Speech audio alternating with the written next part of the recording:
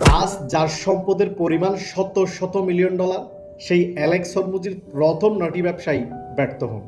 হ্যাঁ, আপনি ঠিক শুনেছেন, প্রথম ব্যবসায় ব্যর্থ, দ্বিতীয় ব্যবসায় ব্যর্থ, এরপর একের পর এক টানা 9টি ব্যবসায় তিনি ব্যর্থ হন।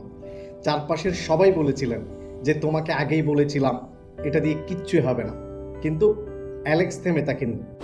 অ্যালেক্স প্রতিটি ব্যর্থতা থেকে নতুন করে শিখেছেন। এরপর তিনি তৈরি করেন জিম লঞ্চ, যা হাজার হাজার জিমের ব্যবসা বাড়াতে সাহায্য করে। এরপর তিনি প্রতিষ্ঠা করেন acquisition.com, যেখানে তিনি সফল ব্যবসাগুলোতে বিনিয়োগ করেন। এরপর তিনি লিখলেন 100 মিলিয়ন অফার্স, 100 মিলিয়ন লিডস, যা বিশ্বের সবচেয়ে জনপ্রিয় ব্যবসায়িক বইয়ের মধ্যে দুইটি। অ্যালেক্স হরমুজির একটি কথা আমার অসাধারণ লাগে, you only need to be right once. আপনাকে জীবনে বারবার জিততে হবে না, একবার সঠিক সিদ্ধান্ত নিতে পারলেই অনেক কিছু বদলে যায়।